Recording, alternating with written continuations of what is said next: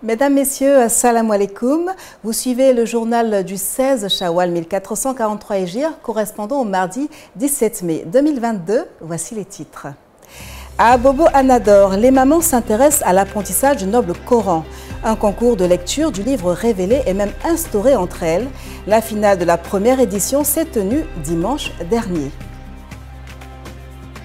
En Côte d'Ivoire, on poursuit la lutte contre les violences basées sur le genre. Les organisations impliquées dans le combat de l'élimination du fléau sous nos cieux étaient réunies hier à Abidjan dans un atelier. Hors de nos frontières au Mali, un colonel proche de la junte au pouvoir a été arrêté. Une arrestation en lien avec le prétendu coup d'État déjoué, annoncé récemment par les autorités. Vous faites bien de vous informer sur Al Bayan.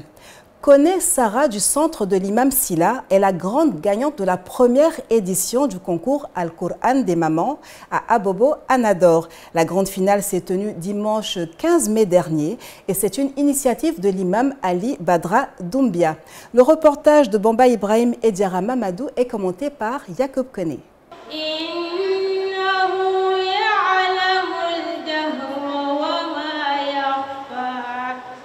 Cette prestation n'a pas laissé indifférents les membres du jury de ce concours. Sarah Kone, parmi les 10 candidates, est celle qui a le plus convaincu les jurés. Pour les organisateurs, dédier une compétition à la gente féminine résulte de la passion qu'elle développe pour le noble Coran dans la commune d'Abobo.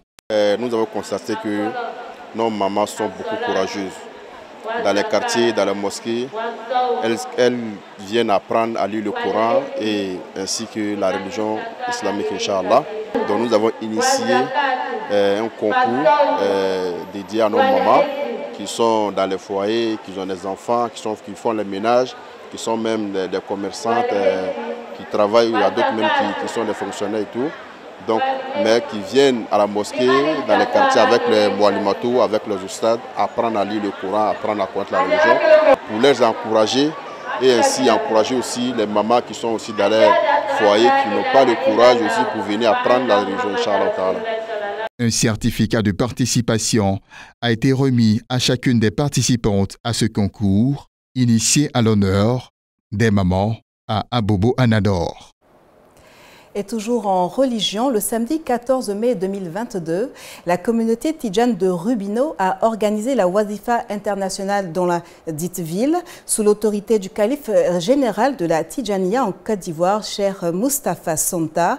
Si les fidèles sont sortis massivement pour l'événement, les autorités administratives ont contribué à sa réussite par leur présence. On reste avec Jacob Kone, mais cette fois-ci en compagnie d'Adjuma Bokoum.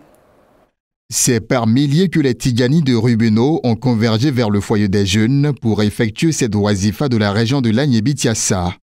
À la tête d'une forte délégation venue d'Abidjan, le cheikh Moustapha Sonta a appelé les adeptes de la Tarika à l'union et à la discipline au sein de la confrérie. Notre venue, c'est surtout pour dire merci à Dieu. Parce que quand Dieu te fait des ouvertures dans une ville, il faut revenir dans cette ville-là pour dire merci à Dieu. On a fait des bénédictions pour le bonheur à tout le monde, en commençant par le sous-préfet, aux députés maires et à tous les représentants, à tous les élus et à toute la population du Rubino. Plusieurs participants se disent satisfaits de cette manifestation ici à Rubino. Être choisi pour se trouver aux côtés d'un calife général, ce n'est pas permis à tout le monde. C'est pourquoi je vous demande de prier afin que règne toujours la paix et la cohésion sociale à Rubino et dans la Agnébi-Tiassa et dans nos pays, la Côte d'Ivoire. Prières, zikr et autres bénédictions étaient les points saillants de la Wazifa régionale des Tidjani à Rubino. Et il s'agissait plutôt donc de la Wazifa régionale à Rubino donc. Un atelier sur les violences basées sur le genre s'est tenu ici hier à Abidjan. C'est une initiative du Engender Health Organization dédiée à la lutte contre le dit fléau depuis plus de 20 ans en Afrique. C'est en collaboration avec plusieurs ministères et d'autres organisations qui ont répondu présent à ce rendez-vous. Ahmed Siloui. Cet atelier de haut niveau réunissait sur un même plateau partenaires publics et privés venus mener réflexion avec Engender Health, tous convergeant vers un même objectif, celui de présenter une initiative multisectorielle de prévention et d'intervention en matière de violence basée sur le genre, centrée sur les survivants, en Côte d'Ivoire. Alors, ce que nous attendions de cet atelier, c'était déjà d'avoir la présence des acteurs clés. Nous sommes très heureux de voir que le ministère était représenté au plus haut niveau, les ambassades étaient là, les différents démembrements de l'administration publique, la police nationale était là. Et donc, avec la présence de ces acteurs, nous pensons que les consultations à venir vont pouvoir quand même regrouper beaucoup plus de monde.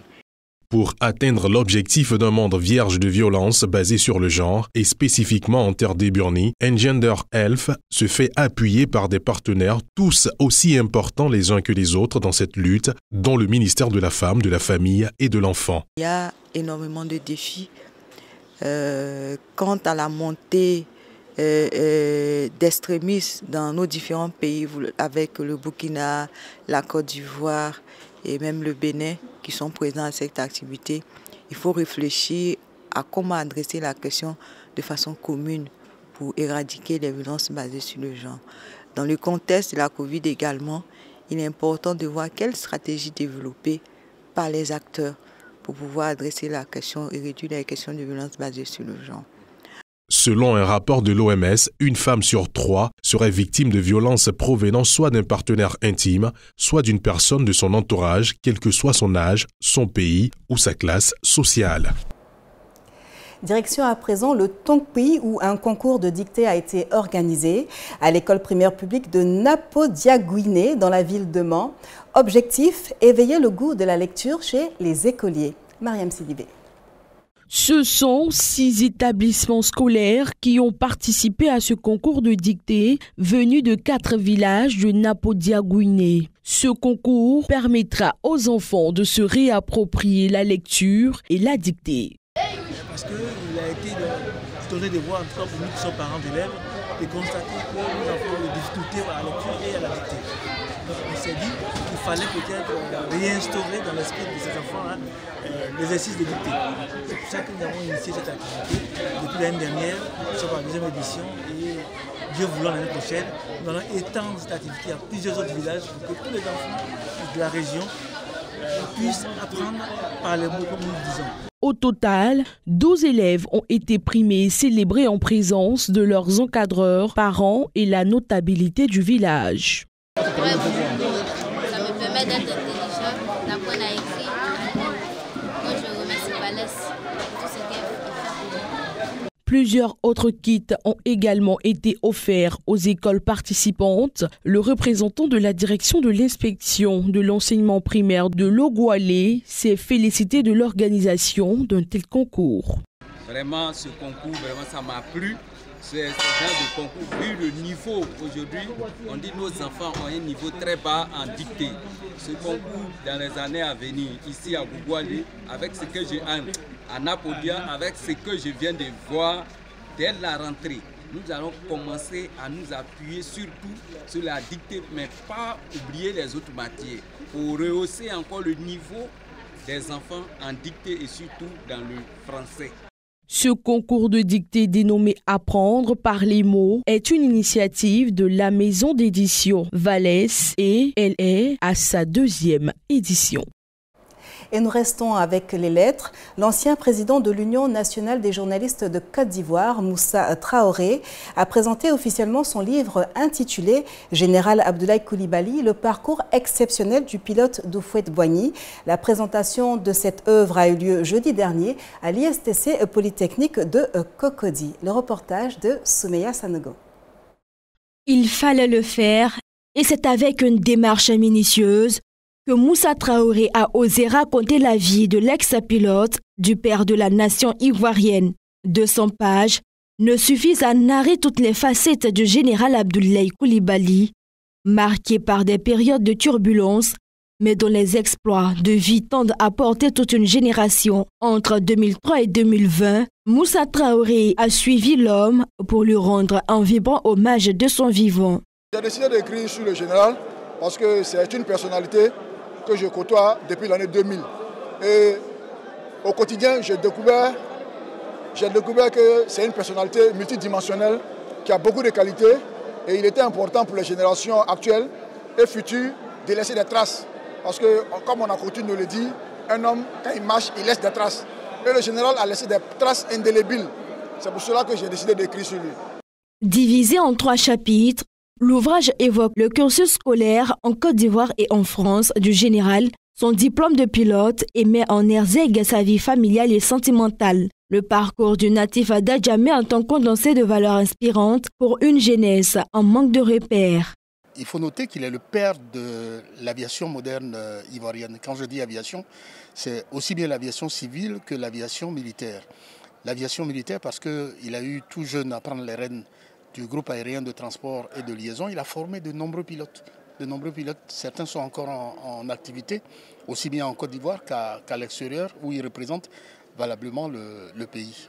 Je suis contente qu'il y ait eu un journaliste qui a côtoyé le général Coulibaly au quotidien, qui veut permettre aux générations actuelles, aux générations futures, de découvrir un soldat.